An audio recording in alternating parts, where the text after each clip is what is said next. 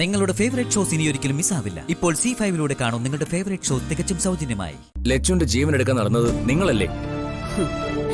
ഞാൻ മംഗലശ്ശേരിക്കാരുടെ ചോര മാത്രമേ ആഗ്രഹിച്ചിട്ടുള്ളൂ. ഒരിക്കൽ പോലും ഇവളുടെ ജീവന് വേണ്ടി ഞാൻ ഒന്നും ചെയ്തിട്ടില്ല. ഞാനതിന് ആഗ്രഹിച്ചിരുന്നെങ്കിൽ ഇന്നിവൾ ഭൂമുഖത്ത് കാണില്ലായിരുന്നു. ഇവൾക്കേ കോളേജിൽ പോകാനുള്ളതാ. നിങ്ങൾക്ക് പറയാനുള്ളത് എന്താണെന്ന് വെച്ചാൽ പറയണം. നിന്നോട് ആ വീട്ടിൽ നിന്ന് മാറി നിൽക്കണമെന്ന് ഞാൻ പറയാനുള്ള കാരണം പറയാം.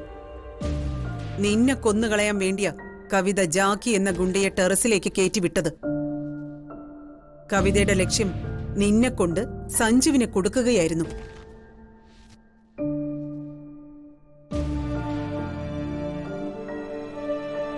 നിങ്ങൾ പറയുന്നത് ഞങ്ങളെങ്ങനെ വിശ്വസിക്കും? സത്യം കാണാതെ പോകുന്നത് എന്റെ കുറ്റമല്ല ഗോവിന്ദ്. നീ ടെറസിലേക്ക് തുണിയെടുക്കാൻ പോകുമെന്ന് മനസ്സിലാക്കിയ കവിത ജാക്കിയെ വിളിച്ചു വരുത്തി. വീട്ടിൽ അധികാരം ഉണ്ടായിരുന്നില്ല. പക്ഷേ കവിതയുടെ ലക്ഷ്യം പിഴച്ചു. ജാക്കിയും കവിതയും ടെറസിലെത്തുമ്പോൾ വസുമതി അമ്മയായിരുന്നു അവിടെ ഉണ്ടായിരുന്നത്.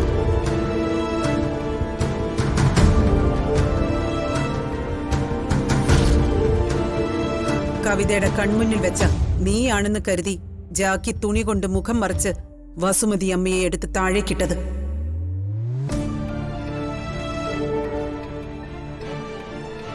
പത്തു മാസം വയറ്റിൽ ചുമന്ന് നൊന്തു പെറ്റ അമ്മയ്ക്ക് ഒരു മകൾ നൽകിയ പാരിതോഷികം. നിങ്ങൾ പറയുന്നത് എനിക്ക് വിശ്വസിക്കാൻ കഴിയുന്നില്ല. നിന്റെ മുഖം പറയുന്നു സത്യം അതാണെന്ന്. നിങ്ങളുടെ വലം കൈയായിരുന്നല്ലോ കവിത. പിന്നെ ഇപ്പൊ എന്താ ചുവടുമാറ്റം? കവിത എന്തിനാ എന്റെ ഏട്ടനുമായുള്ള വിവാഹത്തിന് ധൃതി വെച്ചതെന്ന് ഞാൻ പറഞ്ഞു തരണോ? എന്റെ ഏട്ടന്റെ ജീവനാ ഇപ്പൊ അവൾ ഉന്നം വെക്കുന്നത്. വർഷങ്ങൾക്ക് മുൻപ് അവരുടെ വിവാഹം നടന്ന വിവരം മംഗലശ്ശേരിക്കാർ അറിയുന്നതിന് മുൻപേ ലച്ചു അറിഞ്ഞിട്ടുണ്ട്. കവിതയെ എനിക്ക് തളച്ചേ പറ്റൂ, അല്ലെങ്കിൽ എനിക്കെന്റെ സഹോദരനെ നഷ്ടപ്പെടും. അവൾ ഒരു രക്തരക്ഷസായി മാറിക്കഴിഞ്ഞു. ആരുടെ ചോരയും അവൾ ഊറ്റിക്കുടിക്കും.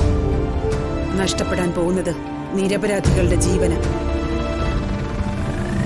മംഗലശ്ശേരിക്കാരോടുള്ള എന്റെ പക ഒരിക്കലും കെട്ടടങ്ങാത്തതാ. ഒരവസരത്തിന് വേണ്ടി മുറിവേറ്റ പാമ്പിനെ പോലെ ഞാൻ കാത്തിരിക്കുന്നത്.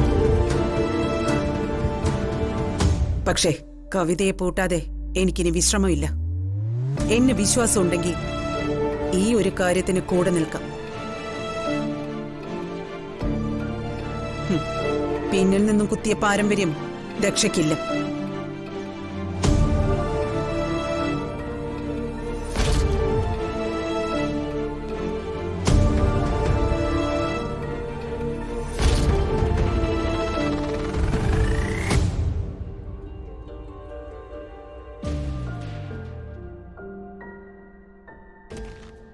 അവര് പറയുന്നതൊക്കെ ലച്ചുവിന് സത്യമായി തോന്നുന്നുണ്ടോ?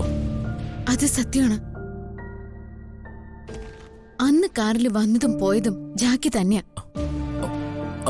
അപ്പോ മുത്തശ്ശി കൊന്നത് മുത്തശ്ശിയുടെ മകൾ.